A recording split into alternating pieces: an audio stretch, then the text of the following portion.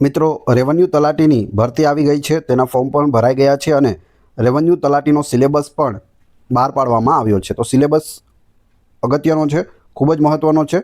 જો તમે સિલેબસ મુજબ તૈયારી કરશો તો જ આમાં તમે પાર પાડશો, એટલે કે તમે પરીક્ષા પાસ કરી શકશો.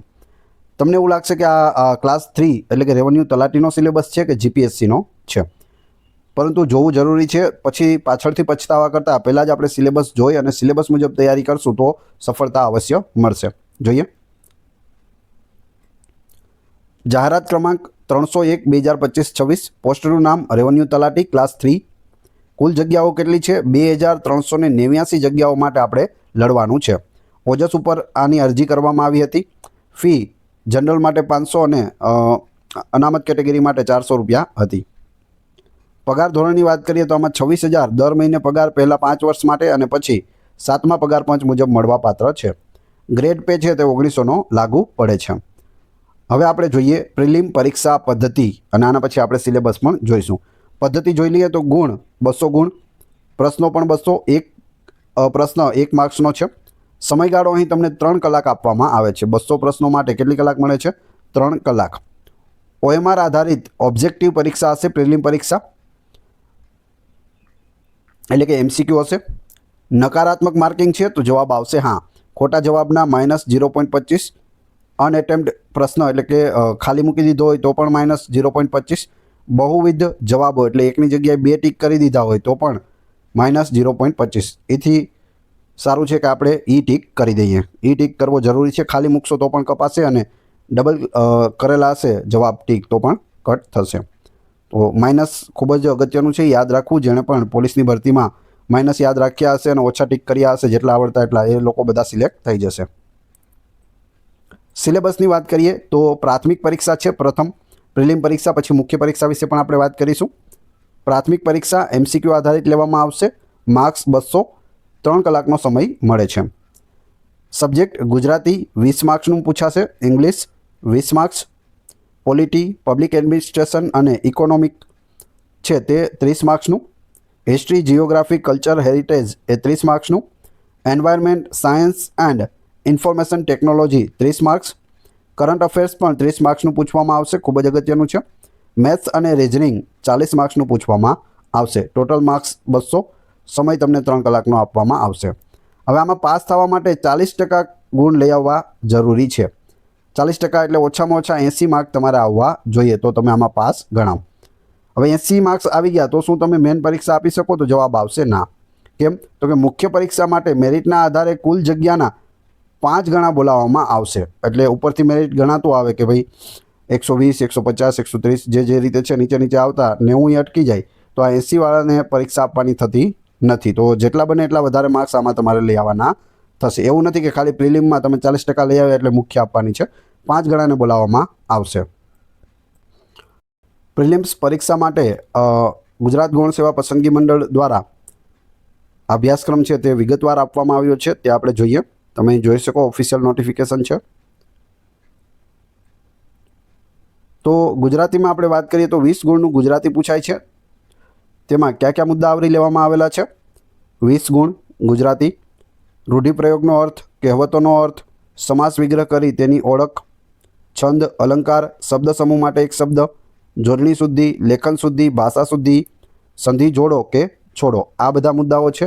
એ સિવાય સમાનાર્થી શબ્દો અને વિરુદ્ધાર્થી શબ્દો પણ છે. હવે વાત કરીએ અંગ્રેજીની, તો અંગ્રેજીનો પણ વ્યવસ્થિત રીતે આપણને સિલેબસ આપી દીધેલો છે. તેમાં tense, active voice and passive voice, narration, transformation of sentence, use of article and determiners, use of objectives, preposition and conjunction, verbs and adverbs, noun and pronouns, use of idiomatic expression, પછી synonyms, antonyms અને one word substitution, આ બધા જ છે તે અંગ્રેજીમાં 20 ગુણનું પૂછવામાં આવશે આમાંથી. એ સિવાય પણ છે વન વર્ડ સબસ્ટિટ્યુશન, પછી એફિક્સ અને word that cause confusion like homonyms અને હોમોફોન્સ, તો આ રીતના પણ પૂછવામાં આવશે. ત્યારબાદ આપણે વાત કરીએ રાજ્ય વ્યવસ્થા, જાહેર વહીવટ અને અર્થશાસ્ત્ર, જે 30 ગુણનું પૂછાવાનું છે. તેમાં વિગતવાર આપણને આપેલો છે સિલેબસ. પ્રથમ તો ભારતીય બંધારણ, તેમાં ઉદ્ભવ અને વિકાસ, લાક્ષણિકતાઓ, આમુખ, મૂળભૂત અધિકારો અને મૂળભૂત ફરજો, માર્ગદર્શક સિદ્ધાંતો, અગત્યના બંધારણીય સુધારા, કટોકટીને લગતી મહત્ત્વની જોગવાઈઓ. બીજું છે સંઘ અને રાજ્યના કાર્યો અને જવાબદારીઓ, સંસદ અને રાજ્ય વિધાનમંડળ, માળખું, કાર્યો, સત્તા અને વિશેષાધિકારો, સમવાયતંત્રને લગતી બાબતો. ત્રીજું ભારતમાં ન્યાયપાલિકા, માળખું અને કાર્યો, ન્યાયિક સમીક્ષા. ત્યારબાદ જનહિત યાચિકા એટલે કે રીટ અને બંધારણીય રીટો. એ સિવાય બંધારણીય સંસ્થાઓ, સત્તાઓ, કાર્યો અને જવાબદારી આપેલા છે. ત્યારબાદ વૈધાનિક, નિયમનકારી અને અર્ધન્યાયિક સંસ્થાઓ, સ્થાનિક સરકાર, કેન્દ્ર અને રાજ્ય સરકારની અગત્યની યોજનાઓ, નીતિઓ અને કાર્યક્રમો, જાહેર માહિતી અધિકાર અધિનિયમ એટલે કે આરટીઆઈ એક્ટ 2005, મહિલા અધિકાર, અનુસૂચિત જાતિ અને અનુસૂચિત જનજાતિના અધિકારો. એ સિવાય સુશાસન એટલે કે ગુડ ગવર્નન્સ, શાસનમાં પારદર્શિતા, જવાબદેહિતા અને સંવેદનશીલતા. તો આ બધા મુદ્દાઓમાંથી એમસીક્યુ પૂછવામાં આવશે. એક પણ મુદ્દો છોડવો નહીં, બધા જ કરી લેવા, જેથી પરીક્ષામાં તમને તકલીફ ઓછી પડે. ત્યારબાદ અર્થશાસ્ત્ર છે. અર્થશાસ્ત્રમાં ભારતીય અર્થતંત્ર, સ્વતંત્રતા પૂર્વે, સ્વતંત્રતા બાદનું ભારતીય અર્થતંત્ર, ભારતીય અર્થતંત્રમાં અત્યાર સુધી થયેલ વિવિધ સુધારાઓ, આયોજન પંચ અને નીતિ આયોગ. પછી કૃષિ ક્ષેત્રે મુખ્ય પાકો, સિંચાઈ પદ્ધતિ, કૃષિ ક્ષેત્ર સાથે સંકળાયેલ યોજનાઓ, કૃષિ અને ટેકનોલોજી, કૃષિ અને કૃષિ સાથે સંકળાયેલ ઔદ્યોગિક પ્રવૃત્તિ, શ્વેત ક્રાંતિ, હરિત ક્રાંતિ, જૈવિક ક્રાંતિ, ટકાઉ ખેતી, કૃષિ વિત્તીય નીતિ અને કૃષિ ઉત્પાદનોની ભાવ નીતિ, ખાદ્ય સુરક્ષા અને જાહેર વિતરણ. ભારતના ઉદ્યોગો અને ઔદ્યોગિક નીતિનો પણ સમાવેશ કરવામાં આવેલો છે. એ સિવાય ભારતીય અર્થતંત્રમાં આંતરમાળખું, ઉર્જા, બંદરો, માર્ગો, હવાઈ મથકો, રેલવે, ટેલિકોમ્યુનિકેશન અને આંતરમાળખા સાથે સંકળાયેલ સંસ્થાઓ.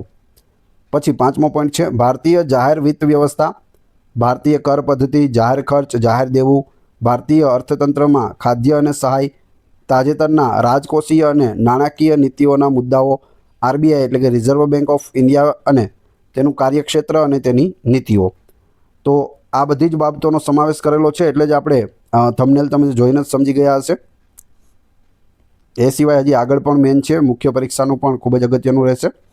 ઇતિહાસ, ભૂગોળ, સાંસ્કૃતિક વારસો, એના 30 ગુણનું પૂછાશે. ઇતિહાસની વાત કરીએ તો સિંધુ ખીણની સભ્યતા, લાક્ષણિકતાઓ, સ્થળો, સમાજ, સાંસ્કૃતિક ઇતિહાસ, કળા અને ધર્મ, સિંધુ ખીણની સભ્યતા અને ગુજરાતના સંદર્ભમાં માનવ સભ્યતાનો વિકાસ, વૈદિક યુગ, જૈન ધર્મ અને બૌદ્ધ ધર્મ. આ બધા જ ટોપિક ઉપર આપણી ચેનલ ઉપર વિડીયો મૂકેલા છે, એક વખત અવશ્ય જોઈ લેજો. ગુજરાતના રાજવંશો, મૈત્રક વંશ, સોલંકી વંશ અને વાઘેલા વંશ. એ સિવાય 4 નંબર ઉપર છે 1857નો ભારતનો સ્વાતંત્ર્ય સંગ્રામ, ઉદ્ભવ, સ્વરૂપ, કારણો, પરિણામો અને મહત્ત્વ ગુજરાતના વિશેષ સંદર્ભમાં. 19મી સદીમાં ભારત અને ભારતમાં ધાર્મિક અને સામાજિક સુધારા આંદોલનો, ભારતની સ્વતંત્રતા માટેની ચળવળ, ભારત અને વિદેશમાં ભારતીય ક્રાંતિકારીઓ. 7મું છે મહાત્મા ગાંધીજીના એકાદશ વ્રતો એટલે કે 11 મહાવ્રતો, રચનાત્મક કાર્યક્રમ, હિન્દ સ્વરાજ. 8મું છે સ્વતંત્રતા ચળવળ અને સ્વતંત્રતા પછી એકીકરણમાં સરદાર વલ્લભભાઈ પટેલની ભૂમિકા. અને 9મું છે મહાગુજરાત આંદોલન. તો આ બધા જ અગત્યના મુદ્દા છે. ત્યારબાદ ખમાં આવે છે ભૂગોળ. ભૂગોળની અંદર સામાન્ય ભૂગોળ, જેમાં આ બધા મુદ્દાઓનો સમાવેશ થાય છે. તમે સ્ક્રીનશોટ લઈ શકો અથવા તો વાંચી લેજો. બીજું ભૌતિક ભૂગોળ છે, તેમાં આ બધા મુદ્દા આવશે. એ પછી 3જા નંબર ઉપર ગુજરાતના સંદર્ભમાં સામાજિક ભૂગોળ, એ અગત્યનું રહેશે, ખાસ કરી લેવું. વસ્તીનું વિસ્તરણ, વસ્તી ઘનતા, વસ્તી વૃદ્ધિ, બધું 2011ના જે આંકડાઓ છે તે ખાસ યાદ રાખી લેવા. 2011માં છેલ્લી વસ્તી ગણતરી થઈ હતી અને તેના હિસાબે જ આમાં પ્રશ્નો પૂછવામાં આવશે. ત્યારબાદ ગમાં છે સાંસ્કૃતિક વારસો. ભારત અને ગુજરાતનો સાંસ્કૃતિક વારસો, જેમાં કળા સ્વરૂપો, સાહિત્ય, સંગીત, શિલ્પ અને સ્થાપત્ય. બીજું ગુજરાતના મેળાઓ, ઉત્સવો, ખાણીપીણી, પોશાક અને પરંપરા. ત્રીજું ગુજરાતની લોકનાટ્ય કળા, ભવાઈ. 4 ગુજરાતી સાહિત્ય અને સાહિત્ય સંસ્થાઓ, ગુજરાતના સંગ્રહ સ્થાનો અને પુસ્તકાલય, ગુજરાતના તીર્થ સ્થળો અને પર્યટન સ્થળો. એના પછી 5મો ટોપિક છે જે 30 ગુણનો છે, પર્યાવરણ, વિજ્ઞાન અને ઇન્ફોર્મેશન ટેકનોલોજી, જેના 30 ગુણ રાખેલા છે. પર્યાવરણમાં રાષ્ટ્રીય આંતરરાષ્ટ્રીય કક્ષાએ પર્યાવરણની જાળવણી માટેની નીતિઓ અને સંધિઓ, પર્યાવરણ ક્ષેત્રની મહત્ત્વની સંસ્થાઓ, પર્યાવરણ ક્ષેત્રે સંકળાયેલ મહત્ત્વના એવોર્ડ. બીજું, વન અને વન્યજીવન સંરક્ષણ. 3, ક્લાઇમેટ ચેન્જ, જળવાયુ પરિવર્તન અને તેને સંલગ્ન બાબતો. 4, આપત્તિ વ્યવસ્થાપન. અને 5, જળ, જમીન અને વાયુ પ્રદૂષણ અસરો અને અટકાવવાના ઉપાયો. પછી ખમાં છે વિજ્ઞાન અને ઇન્ફોર્મેશન ટેકનોલોજી, જેની અંદર રોજબરોજના જીવનમાં સામાન્ય વિજ્ઞાન, તેની અંદર ભૌતિક વિજ્ઞાન, રસાયણ વિજ્ઞાન અને જીવ વિજ્ઞાન 3 કરવાના રહેશે. એ પછી સંરક્ષણ ક્ષેત્રે ટેકનોલોજી, અંતરિક્ષ અવકાશ ક્ષેત્રે ભારતની પ્રગતિ અને વિવિધ સંસ્થાઓ, ભારતની ઉર્જા નીતિ. એ પછી માહિતી અને સંચાર તકનીકો. તો આ બધા અગત્યના ટોપિક્સ છે. એ સિવાય પ્રાદેશિક, રાષ્ટ્રીય અને આંતરરાષ્ટ્રીય કક્ષાની મહત્ત્વની સાંપ્રત ઘટનાઓ એટલે કે કરંટ અફેર્સ, ટૂંકમાં કહીએ તો કરંટ અફેરના 30 પ્રશ્નો પૂછવામાં આવશે. 30 માર્ક્સનું કરંટ અફેર્સ છે, તો ખૂબ જ અગત્યનો આ ટોપિક છે. જેટલી પણ કરંટ બાબતો આવતી હોય એ સાથે સાથે જ કરતી જવી, આજથી જ કરતી જવી, જેથી એકસાથે કરવું ના પડે, એકસાથે તમને યાદ પણ નહીં રહે. એ પછી આવે છે 7મો પોઈન્ટ, સામાન્ય બૌદ્ધિક ક્ષમતા. તે 40 માર્ક્સનું છે. તેની અંદર તાર્કિક અને વિશ્લેષણાત્મક ક્ષમતા, સંખ્યાઓની શ્રેણી, સંકેત અને તેનો ઉકેલ, લોહીના સંબંધ વિષયક, ઘડિયાળ, કેલેન્ડર, ઉંમર સંબંધિત પ્રશ્નો. એ સિવાય સંખ્યા વ્યવસ્થાપન એટલે કે નંબર સિસ્ટમ અને તેના માનક્રમ, માહિતીનું અર્થઘટન, વિશ્લેષણ, પર્યાપ્તતા, સંભાવના પણ પૂછાશે. મધ્યક, મધ્યસ્થ, બહુલક, ભારિત સરેરાશ, ઘાત અને ઘાતાંક, વર્ગમૂળ, ઘનમૂળ, ગુસ્સા અને લસા, ટકાવારી, સાદું અને ચક્રવૃદ્ધિ વ્યાજ, નફો અને નુકસાન, ભાગીદારી, સમય અને કાર્ય, સમય, ઝડપ અને અંતર. ટૂંકમાં રિઝનિંગ જેટલું પણ આવે છે તે બધું જ કરી નાખવાનું. કાર્ય, મહેતાણું, સાંકળનો નિયમ, ભૂમિતિની સામાન્ય સમજ, સરળીકરણ અને બીજગણિત. એ સિવાય અંકગણિત અને ગણિતીય ગતિશીલતા, ગુણોત્તર અને પ્રમાણ. ટોટલ 200 પ્રશ્નો અને 200 માર્ક્સ અહીં તમને આપવામાં આવશે. પરીક્ષાનું માધ્યમ ક્રમ 2 માટે અંગ્રેજી રહેશે, જે ઇંગ્લિશના પ્રશ્નો છે તે અંગ્રેજી ભાષામાં, અને ક્રમ 1 અને 3 થી 7 બધા જ છે તે ગુજરાતી ભાષામાં રહેશે. તો આપણા માટે ખૂબ જ અગત્યનું રહેશે કે આ પેપર આપણને ગુજરાતી ભાષામાં મળી રહેશે. હવે આપણે જોઈશું મુખ્ય પરીક્ષાનો સિલેબસ. તેની અંદર ગુજરાતી લેંગ્વેજ સ્કિલના 100 પ્રશ્નો, 100 માર્ક્સનું હશે પેપર, 3 કલાકનો સમય આપવામાં આવશે. ઇંગ્લિશ લેંગ્વેજ સ્કિલના 100 માર્ક્સ હશે, 3 કલાકની પ્રશ્ન, 3 કલાક ડ્યુરેશન આપવામાં આવશે. ત્રીજું હશે જનરલ સ્ટડીઝ, જે 150 માર્ક્સનું હશે અને તેમાં પણ 3 કલાકનો સમય આપવામાં આવશે. મુખ્ય પરીક્ષા છે તે ટોટલ 350 માર્ક્સની રહેશે. એનો સિલેબસ પણ આપણે જોઈએ. પ્રથમ ગુજરાતી છે, મુખ્ય પરીક્ષામાં ગુજરાતી માધ્યમમાં રહેશે. કુલ 100 ગુણ, સમય 3 કલાક આપવામાં આવશે. તેમાં નિબંધ 10 માર્ક્સના, વિચાર વિસ્તાર 10 માર્ક્સ, સંક્ષેપ્તીકરણ 10 માર્ક્સ, ગદ્ય સમીક્ષા 5 માર્ક્સ, પ્રચાર માધ્યમો માટે નિવેદનો તૈયાર કરવા આશરે 200 શબ્દોમાં તેના 10 ગુણ, પત્રલેખનના 5, ચર્ચાપત્રના 10, ત્યારબાદ અહેવાલ લેખનના 10, ભાષાંતર અંગ્રેજીમાંથી ગુજરાતીમાં અનુવાદ કરવાનો રહેશે 10 વાક્યો, તેના 10 માર્ક્સ, અને ગુજરાતી વ્યાકરણના 20 માર્ક્સ આમાં રહેલા છે મુખ્ય પરીક્ષામાં. ત્યારબાદ પેપર બીજું છે જે ઇંગ્લિશનું છે. તેમાં એસે 10 ગુણનો એસે હશે એટલે કે નિબંધ, લેટર રાઇટિંગ પત્રલેખન 10 mark, report writing 10 marks, writing on visual information 10 mark, formal speech 10 mark, precis writing 10 mark, reading comprehensive 10 mark, English ગ્રામરના 20 ગુણ હશે, અને ટ્રાન્સલેશન ગુજરાતીમાંથી ઇંગ્લિશ કરવાનું હશે તેના 10 માર્ક. ટોટલ 100 માર્ક્સ આ રીતે રહેશે. ત્રીજું આવે છે જનરલ સ્ટડી મેન એક્ઝામમાં. તે જોઈએ 3 કલાકનો સમય, 150 માર્ક્સનું આ પેપર રહેશે. ગુજરાતનો તથા ભારતનો ઇતિહાસ 15 માર્ક્સ, સાંસ્કૃતિક વારસો ગુજરાતને પ્રાધાન્ય આપવામાં આવે છે 15 માર્ક્સ, ગુજરાત તથા દેશની ભૂગોળ 15 માર્ક્સ, વિજ્ઞાન અને ટેકનોલોજી 10 માર્ક્સ, પ્રાદેશિક, રાષ્ટ્રીય અને આંતરરાષ્ટ્રીય મહત્ત્વની ઘટનાઓ, વર્તમાન પ્રવાહો સહિત 30 માર્ક્સ, ભારતીય રાજ્ય વ્યવસ્થા અને બંધારણ 20 માર્ક્સ, ભારતીય અર્થતંત્ર અને આયોજન 15 ગુણ, જાહેર વહીવટ અને શાસન સરકારશ્રીની યોજનાઓ વિશે જાણકારી 20 ગુણ, જાહેર સેવામાં શિસ્ત તથા નિયમિતતા તેના 10 ગુણ રહેશે. ટોટલ 150 ગુણ. 3 કલાકનો સમય અહીં આપવામાં આવે છે. તો ટોટલ આ 3 પ્રશ્નો છે. ત્રીજું જે જનરલ સ્ટડીઝનું પેપર છે તેમાં પ્રશ્નોના કેટલા પ્રશ્નો પૂછ્યા છે, ગુણ શું હશે એ પણ આપણે જોઈ લઈએ.